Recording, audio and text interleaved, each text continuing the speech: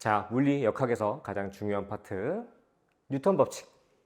뉴턴이라는 사람이 물체에 작용한 힘이 운동에 어떤 영향을 주는지 그거를 1, 2, 3법칙으로 단계적으로 설명하는 건데, 과연 어떤 사고를 가지고 설명을 했는지 순서대로 공부를 하시면 아마 도움이 더 될 거라고 생각이 돼요. 일단 뉴턴 1법칙, 물체에 작용하는 알짜임의 크기가 0일 때 2개 이상 한 물체에 여러 개의 힘이 작용할 수 있으니까, 일단 전체적으로 합성했을 때 알짜임이 0일 때 물체는 1법칙에 해당되는 관성이라는 성질을 갖게 돼야 돼요. 자, 관성을 가볍게 정의를 해보면 물체의 운동 상태를 유지한다 라는 표현을 쓰죠.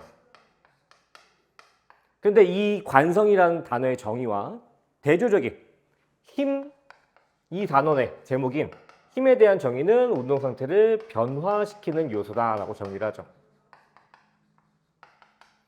그러면 위에 있는 관성의 정의랑 밑에 있는 힘의 정의는 아무래도 유지와 변화는 대조적인 의미를 갖겠죠.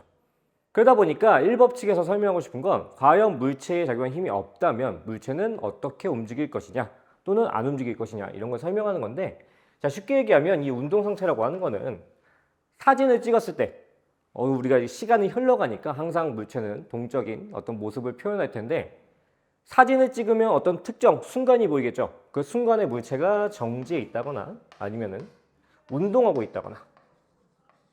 근데 운동이라는 게 사진을 찍었으니까 멈춰 있겠죠, 그렇죠? 그래서 그 특정 순간에 순간 속력이 있을 텐데, 이게 유지가 돼야 돼요.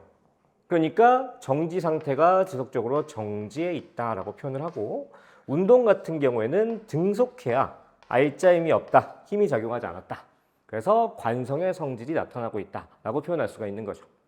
자, 대표적인 관성의 예시로 버스 그림이 익숙할 거예요. 그래서 버스 같은 경우에 버스가 정지해 있다가 갑자기 출발하는 급가속을 했다고 합시다. 자, 그렇다면 버스 내부에 서 있는 사람의 입장에서는 잘 서 있다가 갑자기 버스가 출발하게 되면 무슨 문제가 생기냐면, 이걸 밑에 그리지만 연속적인 상황이라고 생각을 해보세요. 같은 좌표상 다리, 아니죠, 몸이죠, 몸이 여기 있고 다리가 원래 버스 중앙에 계속 위치하고 있는 거예요. 그러다 보니까 몸통이 관성에 의해서 제자리에 남아있으려고 하는데 마찰에 의해서 신발 바닥과 버스가 붙어서 가버리니까 어쩔 수 없이 몸 전체적인 균형이 뒤쪽으로 넘어지게 되는 거죠. 그래서 이런 식으로 우리의 경험에 의해서 알겠지만 버스가 가속한다고 표현할 건데, 가속하는 방향과 반대 방향으로 넘어지는 걸 볼 수가 있어요. 반대로 오히려 움직이다가 사람이 이제 돌부리에 넘어지겠죠. 이제 발을 이렇게 발목 그래서 꽝 하고 부딪혀서 넘어질 건데, 이거는 몸 부분은 앞으로 가려는 관성이 있겠지만 어쩔 수 없이 돌에 걸린 발바닥은 멈춰 있으려고 하니까 전체적으로 앞에 균형을 앞쪽으로 넘어지게 될 거예요. 그래서 이런 현상들을 관성이라고 한다라고 해서 관성 자체는 뭐 그렇게 어려울 건 없어요. 자, 여기서 조금 주의사항, 영재형 같은 데서 많이 나오는 내용들이 뭐가 있냐면, 지금 이렇게 중력 때문에 땅에 서 있는 마찰, 접촉면의 마찰에 의해서 전체적인 움직임 개라고 하는데, 이 개와 함께 운동하는 또는 이제 남아있는 이런 경우에는 항상 가속 방향과 반대로 넘어지는 관성을 볼 수가 있지만, 만약에 떠 있는 상태, 자, 여기에 수레 위에 물컵이 있고요.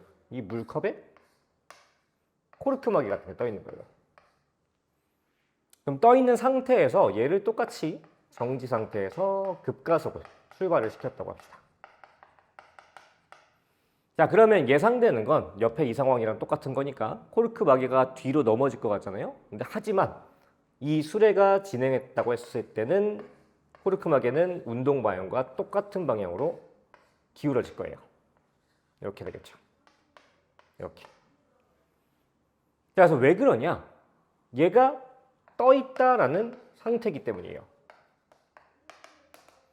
자, 떠 있다는 건 아무래도 부력을 받아서 위쪽으로 힘을 받아서 떠 있는 건데, 부력을 가하는 물이 관성에 의해서 운동 반대쪽으로 쏠리게 되는 거죠. 그래서 물 전체적으로 절반을 놓았을 때 왼쪽 운동 반대 방향에 물이 더 많이 쏠려 있기 때문에 부력의 크기가 비대칭적으로 이쪽 방향을 향하게 될 거예요. 그래서 결과적으로 우리가 보게 되는 현상은 가속하는 방향과 물체가 기울어진 방향이 같은 방향으로 휘어지는 거 볼 수가 있는 거죠. 그래서 일반적인 상황과 떠 있는 물체의 상황은 관성에 의해서 보이는 현상이 다릅니다. 뭐 이 정도만 조심하시면 딱히 어려울 건 없고요. 뒤이어서 뉴턴 2법칙으로 넘어가 볼게요.